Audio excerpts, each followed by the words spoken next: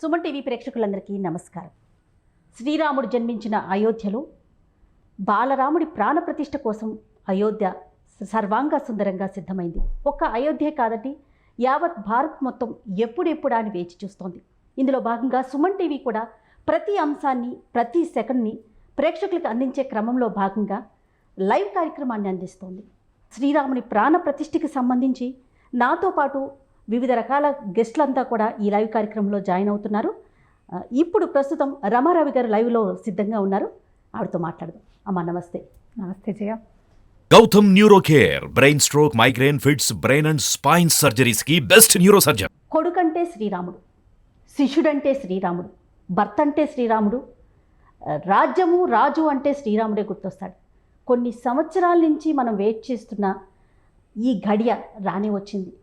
మనం బయట చూసుకుంటే ఒక పండుగ వాతావరణం కనిపిస్తూ ఉంది. యావత్ భారత్ మొత్తం అంటే అన్ని మతాలకి అన్ని కులాలకి అతీతంగా ప్రతి ఒక్కరం కూడా ఎప్పుడెప్పుడు వస్తుందో ఆ ఘడియ కోసం మనం వెయిట్ చేస్తూ ఉన్నాం. ఒక్కసారి రాముడి గురించి మాట్లాడుకుందామండి మీ మాటల్లో. ఎన్నిసార్లు మాట్లాడినా తక్కువే.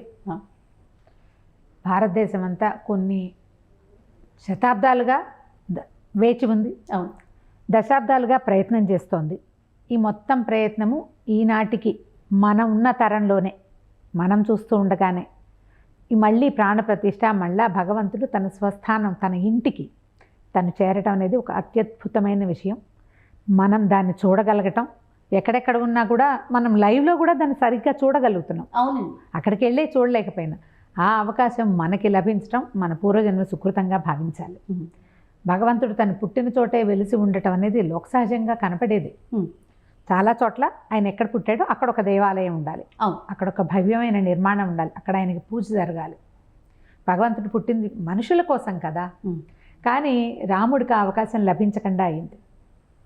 తన అవకాశాన్ని భగవంతుడు మళ్ళీ మన కోసమే తీసుకున్నాడు. అవును, ముందుగా నేను అన్నట్లుగా కొడుకంటే రాముడే, శిష్యుడంటే రాముడే, తండ్రి అంటే రాముడే, భర్త అంటే రాముడే, రాజంటే రాముడే. రామరాజ్యాలు రాకపోవచ్చు, కానీ మన ఆలోచన విధానం ఇప్పటికీ కూడా రాముడు లాంటి కొడుకు కావాలి, రాముడు లాంటి భర్త కావాలి, రాముడు లాంటి రాజ్యం కావాలి అని కోరుకోవటంలో తప్పు లేదు కదా రమ్మగారు. ఎందుకంటే ఆయన వేసిన ముద్ర అలాంటిది కదా. ఇప్పుడు 2 యుగాల ముందువాడు రాముడు మనకంటే, త్రేతాయుగం నాటివాడు, మధ్యలో ద్వాపర యుగం వచ్చింది, మనం కూడా కలియుగపు చివరి కాలంలో ఉన్నాం. అయినా కూడా ఆయనంత ప్రభావవంతంగా చేయగలిగాడంటే ఆయన చూపించిన ప్రతిభ అట్లాంటిది. మన భగవంతుడు మనిషిగా పుట్టాడు. కృష్ణావతారంలో చూస్తే ఆయన చాలా మహత్యాలు మహిమలు చూపించాడు. రాముడు అట్లాంటివి ఏం చేయలే. ఒక మనిషి పరిపూర్ణ మానవుడు ఏం చెయ్యాలో, ఏం చెయ్యొచ్చో, ఎలా చెయ్యొచ్చో చేసి చివరి దాకా చూపించాడు. ప్రతిదీ. ఒక ఇంట్లో కుమారుడిగా జన్మించాడు. తండ్రి మాట జవదాటకూడదు. కుమారుడు అన్నవాడు తండ్రి మాట జవదాటకూడదు. దాన్ని పూర్తిగా ఆచరించాడు. తెల్లవారితే పట్టాభిషేకం. ముందు రోజు సాయంత్రం వార్త వచ్చింది, పిలుపొచ్చింది, వెళ్ళాడు. నువ్వు ఇక్కడ ఉండకూడదు, అడవులకు వెళ్ళమన్నారు. తండ్రి ఏది చెప్తే అది చేస్తానని అడవులకు వెళ్ళిపోయాడు. తూచా తప్పకుండా ఒక వాక్యం కూడా తప్పలేదు. తల్లి లక్ష్మణుడు వేరే బోధ చేశారు. తండ్రి కూడా చెప్పాడు, నువ్వు నన్ను ఖైదు చేసి నువ్వు రాజ్యాన్ని తీసుకోవచ్చు అని. తల్లి కూడా అదే చెప్పింది, ఆయన్ని తోచిరాజు అనొచ్చు నువ్వు, ఎందుకంటే నువ్వు ఉత్తరాధికారివి, నువ్వు ఇక్కడ నువ్వు జ్యేష్ఠ కుమారుడివని. కానీ ఆయన ఒప్పుకోలేదు. లక్ష్మణుడు కూడా చెప్పాడు అదే. చెప్పినా సరే రాముడు ఒప్పుకోలే. నేను తండ్రి మాట శిరసావహిస్తాను, తండ్రి మాట మనిషి అన్నవాడు దాటకూడదు అని చెప్పటమే ఆయన ఉద్దేశం. అంటే ఇప్పుడు మనకేం వరబడి రాశాడు, పైన దేశమును ప్రేమించుమన్నాలాగా తండ్రి మాట వినుమన్నా అని రాశాడు. అదే కదా మనం చూసి రాసుకుంటాం. అంతే కదా. ఒక కాపీలో పైన ఏం రాయబడి ఉందో మీకు కింద రాసేటప్పుడు అదే రాస్తాం, వేరే కొత్తవి రాయం కదా. మనకి వరబడి దేశంలో భూమి మీద ఉన్న మానవులు తండ్రి మాట జవదాటకూడదు, తండ్రి ఆజ్ఞను శిరసావహించాలి అనేది స్పష్టంగా మొదటిసారి చెప్పాడు. అక్కడి నుంచి అడవికి వెళ్ళాడు. అడవిలో అంతా ప్రయాణం చేశాడు. ఏం చేశాడు, తను ఒక క్షత్రియ కుమారుడు, రాకుమారుడు, రాజ్యానికి రేపొద్దున ఉత్తరాధికారి కూడా. ఎక్కడ ఎవరికి ఏ సమస్య వచ్చినా ఆ సమస్యను తీర్చాడు. ఒక రాజపుత్రుడు ఏం చెయ్యాలో అది చేశాడు. అధికారం ఉన్నా లేకపోయినా ఎక్కడున్నా రాజుగానే ఉన్నాడు. అడవిలో ఉన్న 13-14 సంవత్సరాలు ఇదే జరిగింది. చివరి సంవత్సరానికి ముందు సీతాదేవిని ఎవరో ఎత్తుకుపోయారు. ఈయన బయలుదేరుతుండగానే భరతుడు వచ్చాడు ఆయన దగ్గరికి. అతను నేను రాజ్యం తీసుకొని భరతుడిని ఉత్తరాధికారిని చేయాలని కదా కైకాదేవి కోరిక. నాకు అదొద్దు, నేను నీ వెనకాలే ఉంటాను, నీ పాదుకలైనా పరిపాలిస్తాయి కానీ నేను రాజ్యం తీసుకోనంటే అతనికి పాదుకలను ఇచ్చేశాడు. ఇచ్చి భరతుడికి రాజ్యాన్ని ఎలా చేయాలో చెప్పాడు. ఎలా పరిపాలన చేయాలో భరతుడికి బోధించి అక్కడ మరణించిన తండ్రికి అక్కడ ఈ అడవిలో ఉన్నారు, ఇక్కడ ఏమి దొరకవు, బియ్యాలు ఏమి ఉండవు కదా, పిండ ప్రదానం గారెపిండితోటి చేశాడు. నన్ను పంపించేశాడు, నేను ఎందుకు చేయాలి అని అనలేదు. నా రాజ్యం పోగొట్టాడు, నేను నా భార్య తమ్ముడు ఇలాగ అడవుల్లో పడ్డాం అని అనకుండా తండ్రికి తను చేయవలసిన ఉత్తర క్రియని పూర్తిగా సజావుగా నిర్వహించాడు. అక్కడి నుంచి నడిచి వెళ్ళారు. రకరకాల మహర్షులను కలిశాడు, ఎంతమందినో చూశాడు.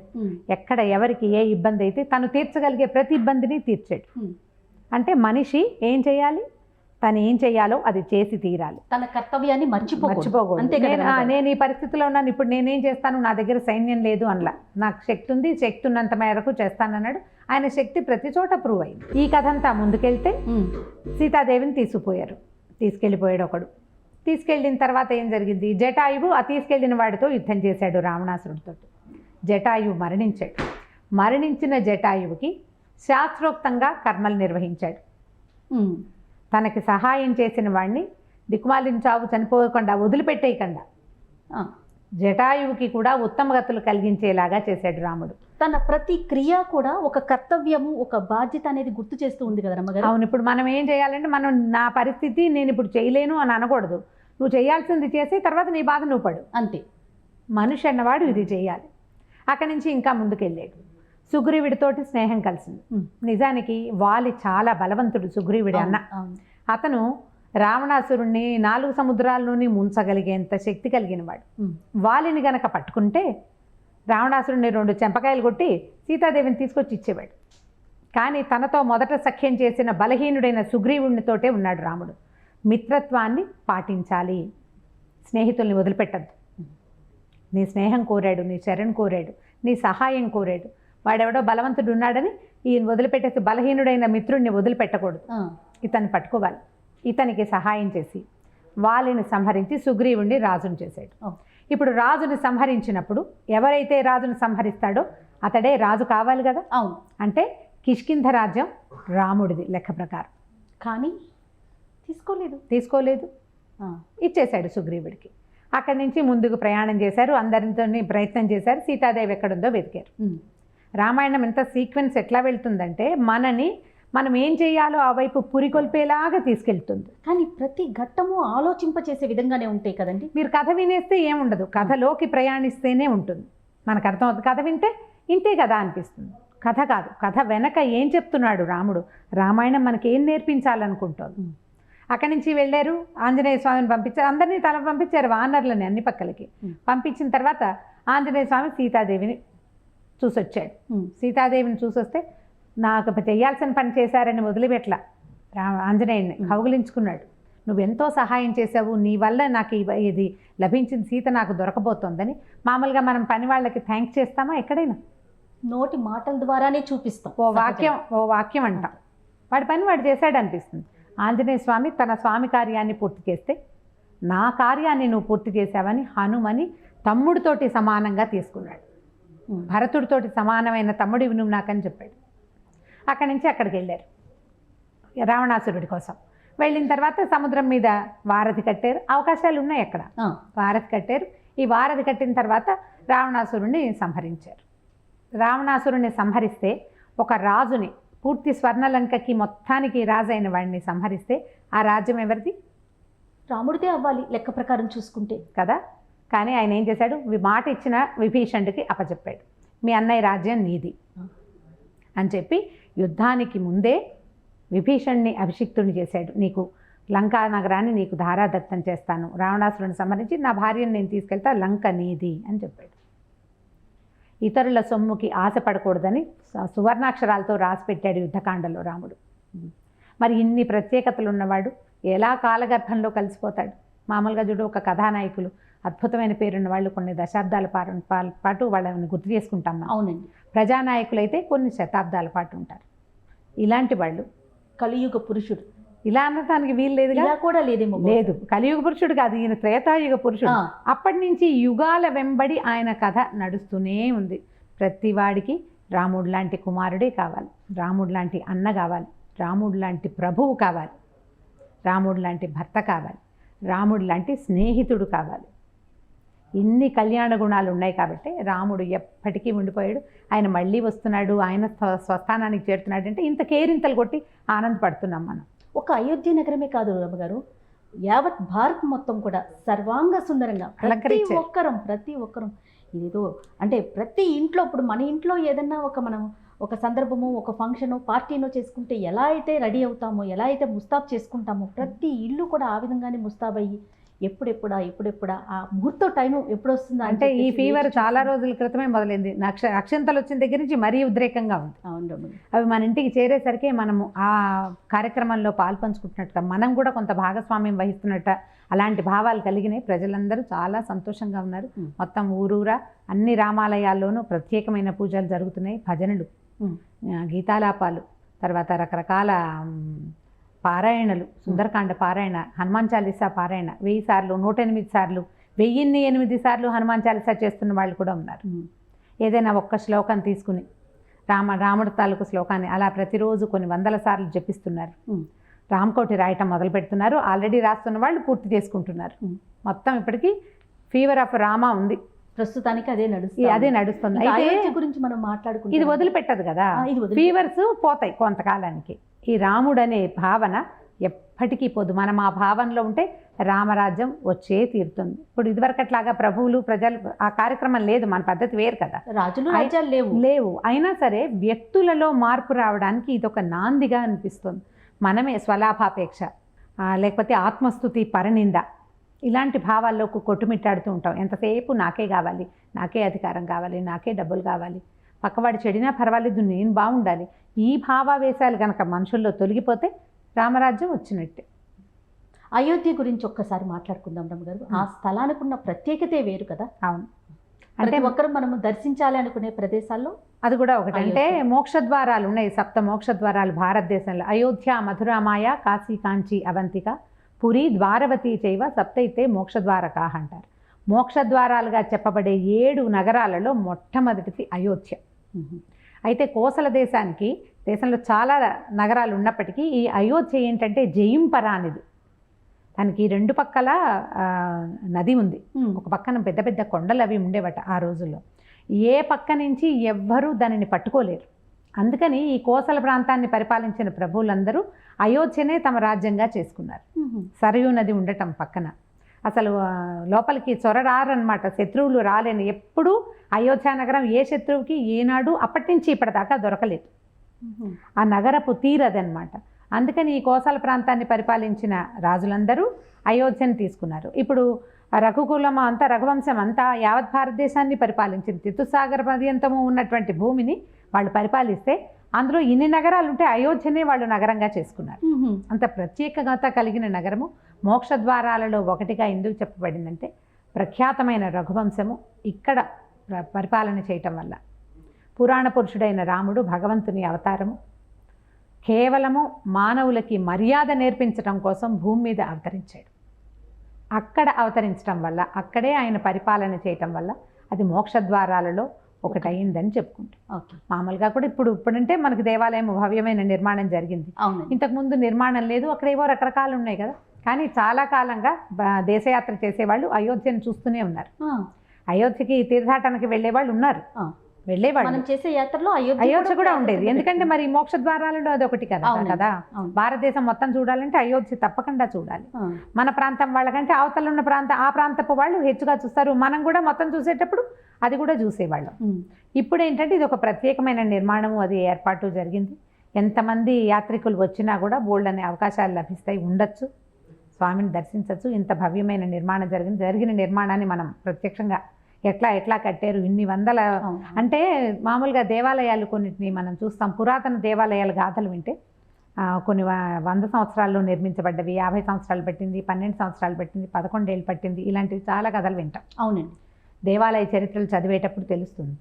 ఇది 20లో మొదలయ్యి 24 జనవరి కల్లా మన కంటి ముందుకు వచ్చేసింది. ఎంతమంది శ్రమపడి ఉంటారు, ఎంతమంది పనిచేసి ఉంటారు, ఎంత భక్తి శ్రద్ధలతోటి, భక్తి తాత్పర్యాలతోటి పనిచేస్తే కానీ ఇంత పరిగెత్తదు కదా వ్యవహారం.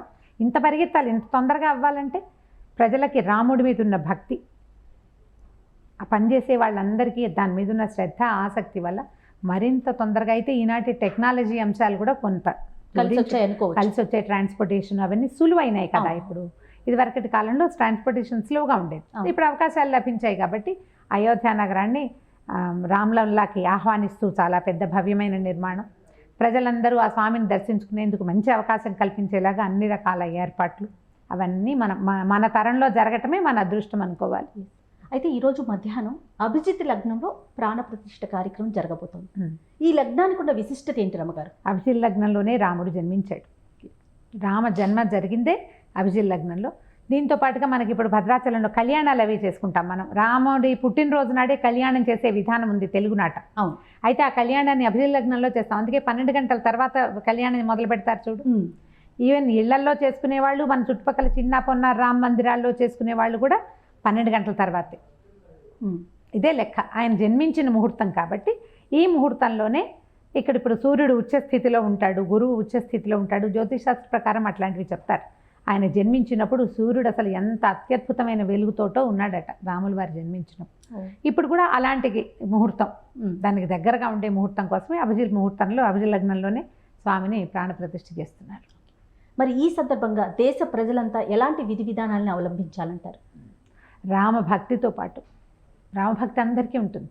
నిరంతరం రామ అంట, కూర్చుంటూ నుంచుంటూ రామ అంటాం, తుమ్మితే రామ అంటాం, కింద పడితే రామ అంటాం, ఏదైనా పొరపాటు జరిగితే అయ్యో రామ అనుకుంటాం. ఒట్టిగా రామనామాన్ని జపించడం కాకుండా రాముడికి ఉన్న కళ్యాణ గుణాలు 16 చెప్తారు. సాధారణంగా వ్యక్తుల్లో గుణాలు ఎలా ఉంటాయి? ఒకడు కోపిష్టివాడు, ఒక రౌద్రం, వీరరసం ఉంది ఆయనలో.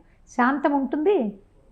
ఉండదు, కనిపించదు, ఉండదు. ఇంకా కోపిష్టివాడు, క్రోధ స్వభావం కలిగిన వాడు, లేదా క్షాత్రం ఉన్నవాడు, వీర్యం ఉన్నవాడు, వాళ్ళ లక్షణం వేరేగా ఉంటుంది.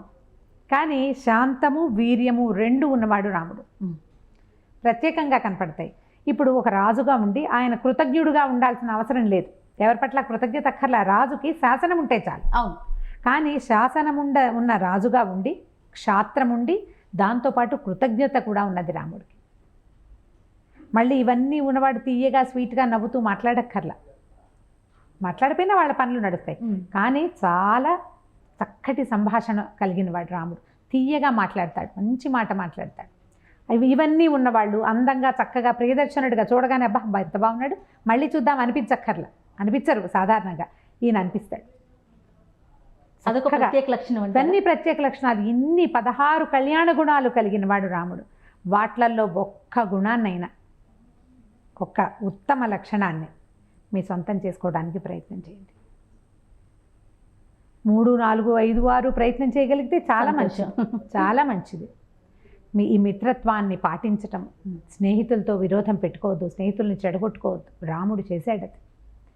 తన స్నేహితుల్ని చివరి వరకు తనతో పాటు ఉంచుకున్నాడు. సహాయం చేసిన ప్రతి వానరుణ్ణి కౌగిలించుకుని నీ వల్లే నాకు జయం లభించిందని చెప్పాడు. కొన్ని వేల మంది వానరులు, ప్రతి వాళ్ళని పేరు పేరున సంభావించాడు. కృతజ్ఞుడు రాముడు. అలాంటి కళ్యాణ గుణాల్లో కొన్నిటినైనా రాముడివి మనకి నేర్పించాడని చేసుకుంటూ ఉండాలి. వాటిని పెంపొందించుకోవాలి. రామాయణాన్ని నిత్యము పారాయణ చేయటము, ఒక మాట తలుచుకోవటం, ఒట్టిగా కథగా చదవకుండా దాంట్లో ఉన్నది ఏమిటి, సారాంశం, అంతరార్థం ఏమిటి, రాముడు మనకి ఏం చెప్పడానికి ఇలా జన్మించాడు. ఆయన ఏదైనా చేసి ఉండొచ్చు, తన మహత్యాన్ని మహిమని చూపించవచ్చు. కానీ ఆయన ఉద్దేశంలో లేడు. ఎందుకు వచ్చాడు?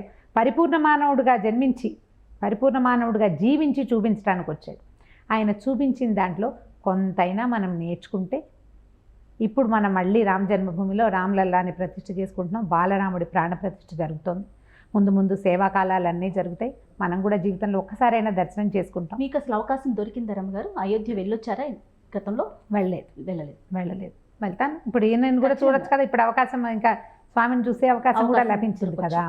ఇప్పుడు మనం అక్కడికి వెళ్ళడానికి అవకాశం ఉంది కాబట్టి మన లక్షణాల్లో కొన్నిటిని మార్చుకుని కొంత రామాయణాన్ని చదువుకోవటం. రామాయణం మనకి ఆది కావ్యం. అందులో చెప్పబడినవి ఏమిటి అనేది ఆలోచనాపూర్వకంగా చదివి ఆచరించడానికి ప్రయత్నం చేస్తే అదే రామరాజ్య స్థాపన. ఇప్పుడు ఒక రాజు చక్రవర్తి రాడు మనకి, ఈ అవకాశం లేని కాలం మనం. అవును. కానీ మనకి మనం రాముడి లక్షణాలు కొన్నైనా తీసుకోవచ్చు కదా. మనకు అవకాశం ఉంది. మనని మనం మార్చుకోవడం ఎంత సులువు. ప్రపంచాన్ని మార్చలేం మనం, నాకు మనం అనిపిస్తూ ఉంటుంది మార్చుకోగలం. రమ్మగారు, అందుకేనేమో ఆయన మనము అవలంబించడానికే మానవ రూపంలో జన్మించాడే. అంతే, మనమందరం ఫాలో అవటం కోసమే ఆయన మానవ రూపంలో జన్మించాడు. ఒక్కొక్కళ్ళే ఒక్కొక్కటి చేస్తారు. సత్యసంధుడు రాముడు సత్యవాక్య పరిపాలనే చేశాడు, పితృవాక్య పరిపాలనే చేశాడు, ఏకపత్ని వ్రతాన్ని చేశాడు. అందుకే కదా సీతారాముడయ్యారు. అదే, ఈ వీటిలలో ఏ ఒకటి తీసుకునైనా మనం దాన్ని పాటించవచ్చునే, అలా తీసుకోవాలని అనిపిస్తుంది. తప్పకుండా రమ్మగారు. మరి ఏదైనా ఒక రామ నామం మీరు చెప్తే ఈ రోజంతా స్మరించుకోవటానికి, ఈ రోజే కాదు నిత్యం స్మరించాల్సింది, కానీ ఈ రోజు ప్రత్యేకమైంది కాబట్టి. వైదేహీ సహితం సురద్రుమతలే హైమే మహామండపే మధ్యే పుష్పకమాసనే మణిమయే వీరాసనే సుస్థితం అగ్రే వాచయతి ప్రభంజనసుతే తత్వం మునిభ్యః పరం వ్యాఖ్యాంతం భరతాదిభిః పరివృతం రామం భజే శ్యామలం. పట్టాభిషిక్త రాముడు పట్టాభిషేకం అయిన తర్వాత ఆవిడతో సీతాదేవితో కలిసి ఒక చెట్టు కింద కూర్చున్నాడు. వైదేహీ సహితం సురద్రుమతలే హైమే మహామండపే. ఒక సురద్రుమం అంటే పారిజాతపు చెట్టు అనుకోవాలి మనం, చెట్టు, దాని కింద ఒక బంగారు మండపంలో కూర్చున్నాడు. అగ్రేవాచయితి ప్రభంజన సుతే, కాళ్ళ దగ్గరేమో ఈయన కూర్చున్నాడు, పవమానసుతుడు ఆంజనేయ స్వామి, భరతుడు వాళ్ళంతా ఉన్నారు. కొంతమంది ఋషులు కూడా వాళ్ళందరితోటి పరివేష్టించి వాళ్ళు ఒక విషయం చెప్తే దానికి వ్యాఖ్యానం చెప్తున్నాడట రాముడు. అట్లా సమస్త పరివారంతో ఉన్నటువంటి రామచంద్రుడిని నిత్యము స్మరించుకుంటే ఆయన ఆశీస్సులు మనకి ఎప్పుడూ లభిస్తాయి. ప్రతివాడు పరివారంతో ఉండాలని చెప్తున్నారు. ప్రతి అంశము రమ్మగారు, ఇప్పుడు మీరు చెప్తూ పోతూ ఉంటే మీరు మాట్లాడే ప్రతి మాటల్లో కూడా ఇది కూడా మనం రాముల వారిని మనం అనుసరించాలి అనే విషయం తెలుస్తూ ఉందన్నమాట. ప్రతి అంశం, ప్రతి నడక సముద్రంలో ఒక్క బిందువు చెప్పానంతే, అది సముద్రం. రామచరిత్ర అపారమైన జలనిధి. అందులోంచి ఒక్క కణాన్ని తీసుకున్నా, మనం ఒక్క పాయింట్ తీసుకున్నా దాంట్లోకి మనం వెళ్ళగలిగిన మన జీవితాలు ధన్యమైపోయినట్టే. మనలాంటి వాళ్ళే భారతీయులంతా అయ్యారనుకో, తీసుకున్న వాళ్ళే. భారతదేశం రామరాజ్యమే ఖచ్చితంగా, దాంట్లో ఎటువంటి సందేహం లేదు. ధన్యవాదాలు రమ్మగారు లైవ్లో పాల్గొన్నందుకు. Thank you.